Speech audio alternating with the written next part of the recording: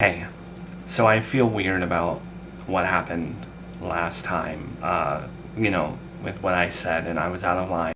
Well, that's one of the many subjects and things that happened between us that we don't have to talk about anymore. It's okay. You know? Absolutely. I'm not looking to talk about it or bring it up. I just don't want there to be a weirdness, and I also feel like I disrespected Cassandra, and I didn't adequately get to like apologize or anything because last time we met we were in like a store and stuff. I just feel like I owe it to you guys to not be that person. You don't owe us anything, Miranda. Well, what's up? Why are you calling? No, I was thinking since we're all like situated in life and moving forward, maybe you guys could come over for dinner one night and we can all just get rid of that weirdness and leave things off in a nice way. And I don't want your girlfriend to look at me like I'm some homewrecker or something. I know you're familiar with that term, and I don't want that to be my label now. So yeah, I don't know if it's weird throwing that out there. Look, you said what you said. Cassie found out about it. It wasn't handled the best way. It's only weird mostly to me because of the stuff with Joey right now. All of this, I feel an allegiance to my brother, but I also don't want to disrespect you. So that's why it's weird, if at all. Right. But that's a whole separate thing. And that's between me and Joey. I have 2 children that should get to see you. You are their uncle, and you mean a lot to Charlotte. You were there from day one. So, you guys come over to see the kids, and again, if it's weird, then no, but just figured I'd offer. That's something that I would have to talk to Cassie about. For sure. Okay. And again, if she completely hates my guts and thinks I'm a homewrecker or something, I hope that she doesn't, but I completely understand if she doesn't want to, hang out. I'm just in the business of showing the people who aren't toxic and are beneficial to my life and vice versa, the love that they deserve. Right. I'll pass it by Cassie. So, see what she says. And Miranda, why'd you have to say it? Why'd you have to say those words to me? At all the times, out of everything that's happened. Why? I thought we weren't talking about it. And again, I don't want to talk about this stuff if, your girlfriend's going to get upset. And that's rightfully so, she should. Can you just answer me quick? Can you just answer that question for me? Please? Just been wondering. I mean, I said it because I meant it. I shouldn't have said it even if I meant it. But I said it. It's just how I feel. I don't know what happened. One day I loved you again, and I'm sorry for that. I shouldn't say things like that. And it'll go away. I'm an adult. I'm not in high school. I have other things to worry about.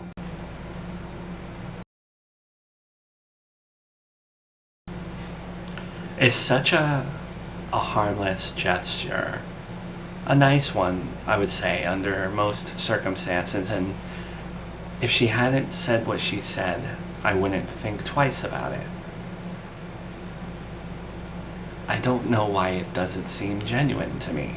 Well, I think it doesn't seem genuine to you, and don't let me mansplain. If I'm full of crap, let me know. But this woman was in my life. We dated, we were close. She confesses her love for me at a very weird time. And you've probably never had your relationship threatened in this type of way. Not that it actually is. But, no, it's human. It's understandable. Well, thank you for being perceptive and trying to understand where I'm coming from. I don't feel right for how I feel. And even though you're like understanding, do you look at me differently because I don't know, I feel some type of way towards her? I don't look at you in a different way, not at all.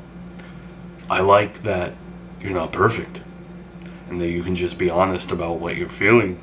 Because if you sat there in silence and with a puss on your face, it would just be a problem. There'd be no communication. But can I get my opinion on something? Of course. I'm eager to hear it. I know she made a mistake. She definitely shouldn't have said what she said. But at the same time, I don't know Miranda to be someone that actively tries to cause problems. She doesn't try to do the wrong thing. She's not spiteful. She's not a schemer. I just think she had a moment. Okay, but Brian, you were together with her when she got back with Joey, right? That's where the confusion lied in who was Charlotte's dad.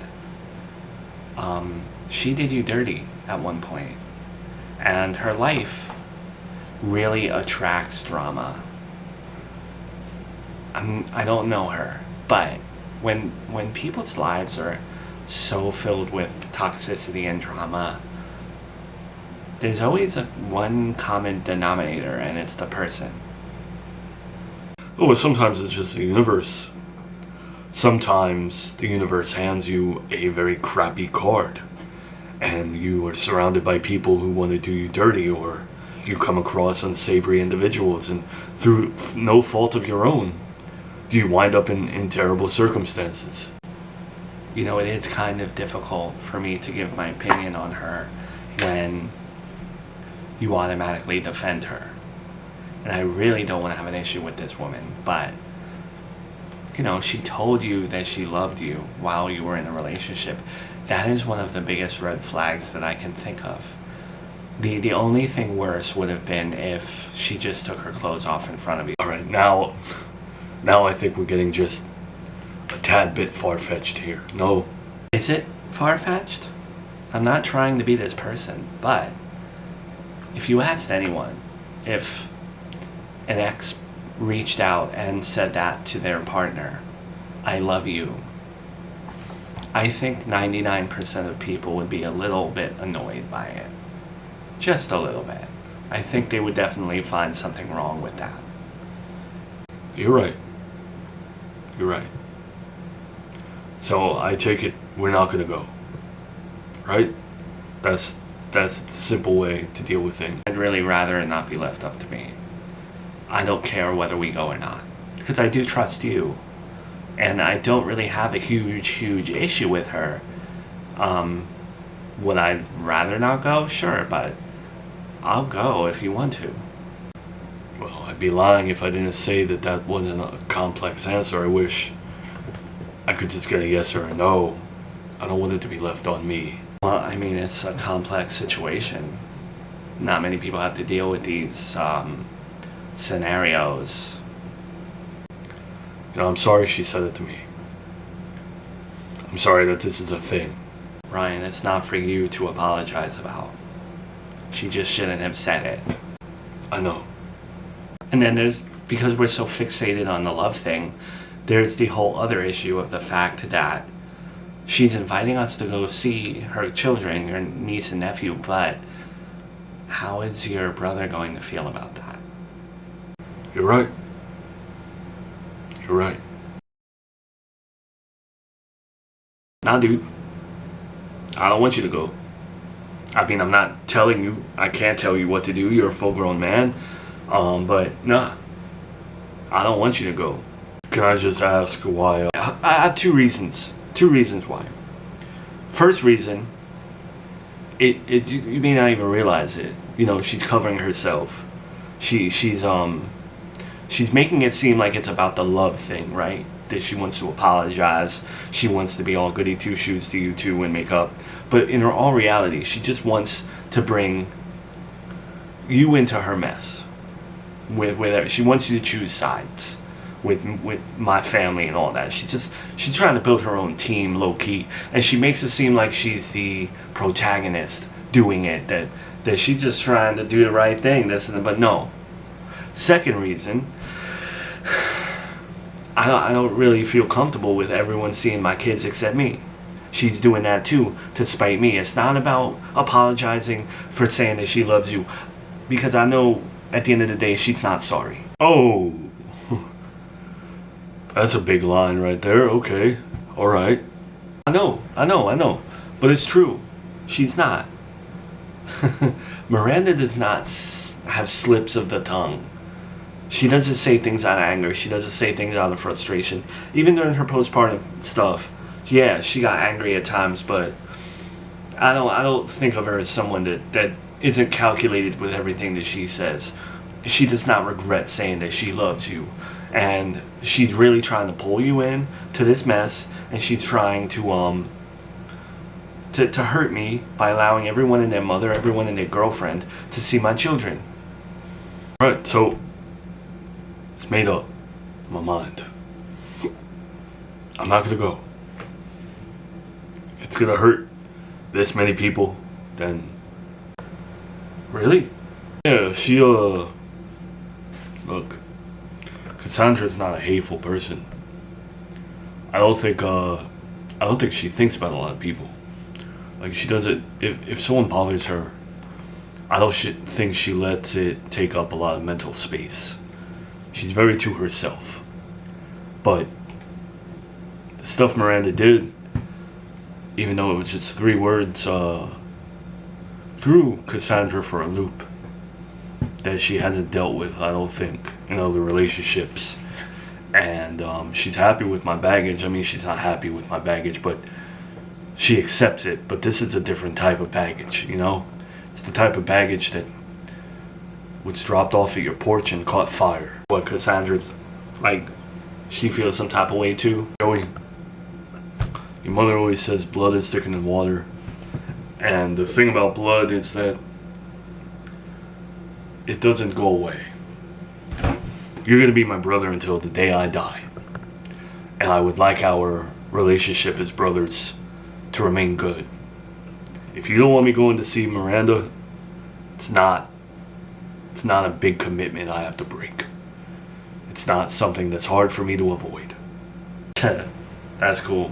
I mean, me and her have our issues, or had our issues, me and Cassandra, but yo, I like it that she can see Miranda's true colors. You know, that's a keeper right there. I appreciate it though, bro, because you definitely don't have to do anything for me. You know, if you want to go see your niece and nephew, yeah, go ahead, but I appreciate you looking out for me like that. That really shows your character. I have a girlfriend, so I don't entertain anything that may make her uncomfortable.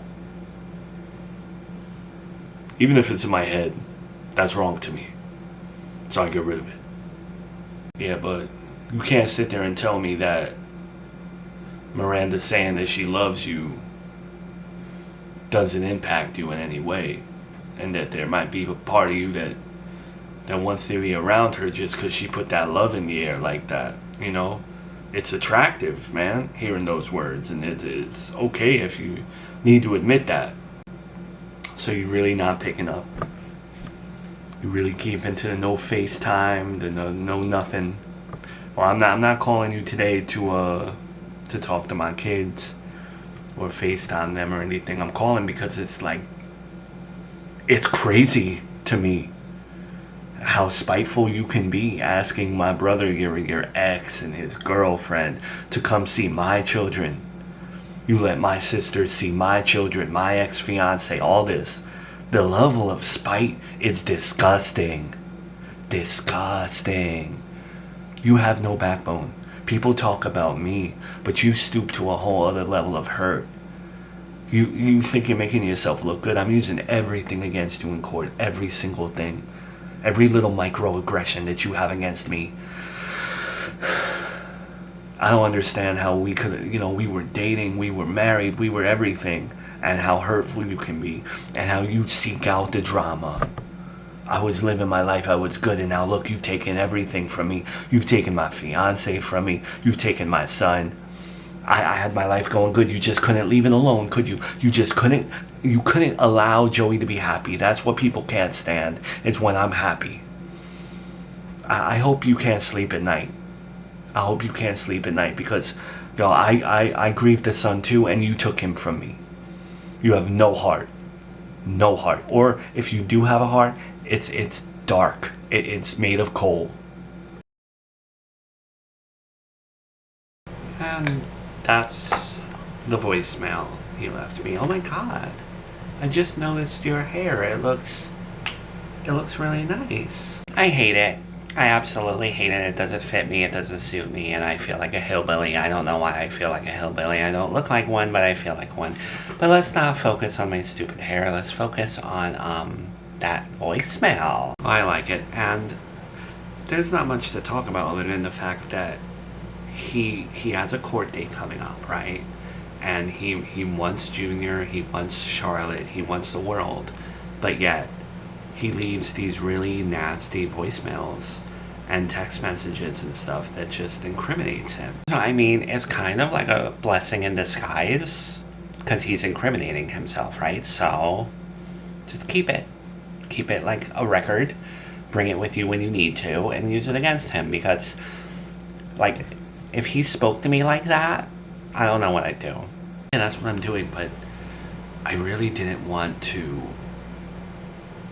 I don't know, get heavily involved in this case. I really just wanted to go about my business and go about my life. Miranda, I think the days of, like, avoiding conflict and, I don't know, getting that quote-unquote happy ending is over. The thing about life, especially yours, it's a show.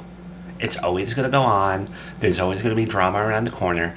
You have to find the little gems in the mud. You know, like a really dirty New York beach where there's like cigarette butts and bottle caps and used CONDOMS, whatever. I spelled that right, correct? In there's something good. You can build a sand castle there. Let the waves come in. Yeah, you're right.